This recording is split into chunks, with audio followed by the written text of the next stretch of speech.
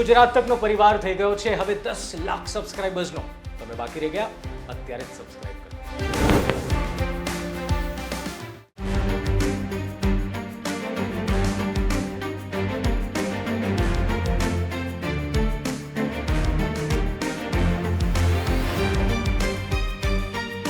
લોકસભાની ચૂંટણી નજીક છે અને આ ચૂંટણીને લઈને તૈયારીઓ શરૂ થઈ ચૂકી છે, રણનીતિઓ ઘડાવવાનું શરૂ થઈ ચૂક્યું છે. આ બધાની વચ્ચે હવે આ લોકસભા ચૂંટણી છે તે વહેલા યોજાય તેવા એંધાણ વર્તાઈ રહ્યા છે.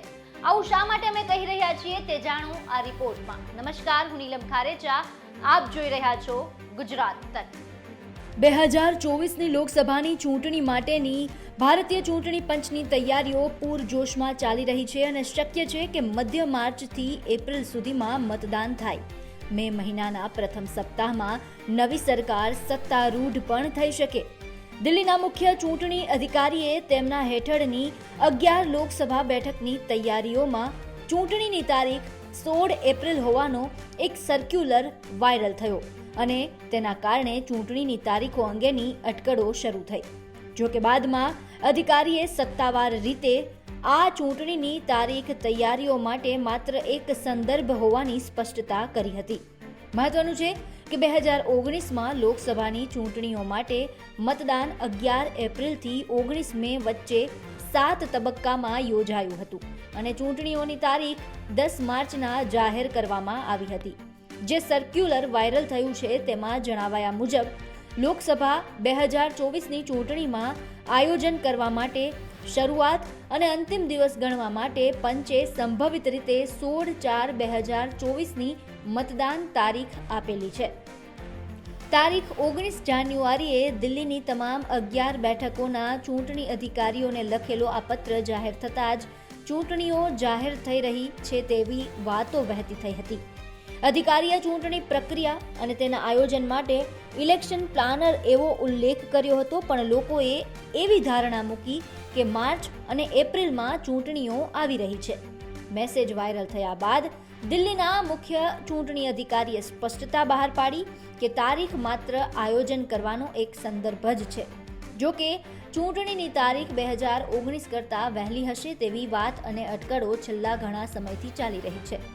સર્ક્યુલર વાયરલ થતાં એક વાત નક્કી છે કે દેશમાં તમામ ચૂંટણી અધિકારીને સંદર્ભ તારીખ સાથે મતદાન પહેલા અને પછીની કાર્યવાહી અને પ્રક્રિયા સાથે આયોજન કરવા માટે અને તે આયોજનની સમીક્ષા સાથે તૈયાર રહેવા માટે આદેશ આપી દેવામાં આવ્યો છે.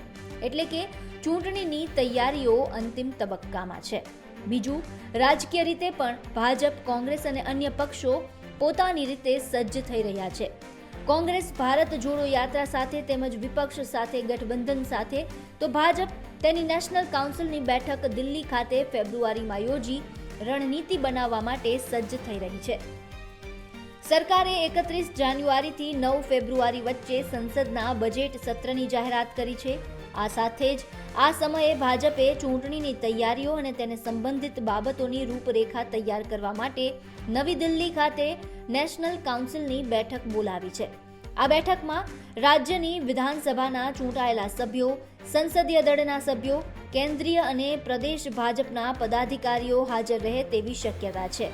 આ બેઠકમાં ભાજપ 2024માં કેટલી બેઠક પર ચૂંટણી લડે, શક્ય હોય તો કેટલીક બેઠકોમાં ઉમેદવારોના નામની અગાઉથી જાહેરાત કરવા માટેની પણ તૈયારીઓ ચાલી રહી છે. રાજસ્થાન અને મધ્યપ્રદેશની વિધાનસભાની ચૂંટણી દરમિયાન વહેલા ઉમેદવારોના નામ જાહેર કરી ભાજપે વિરોધીઓની પરાસ્ત કર્યા હતા અને શક્ય છે કે આવી જ રણનીતિ ફરી એકવાર અજમાવવામાં આવે. બ્યુરો રિપોર્ટ, ગુજરાત તક. આપનું શું માનવું છે સમગ્ર મુદ્દાને લઈને અમને કોમેન્ટ બોક્સમાં જણાવો. સાથે જ આ વિડીયોને લાઈક અને શેર કરી અમારી ચેનલને સબસ્ક્રાઇબ કરવાનું ભૂલશો નહીં. ફરી મળીશું નવા વિડીયો સાથે. નમસ્કાર. ગુજરાત તકનો પરિવાર થઈ ગયો છે 10 લાખ સબસ્ક્રાઇબરનો. જો તમે ના જોડાયા હો તો આજે જ સબસ્ક્રાઇબ અને ફોલો કરો.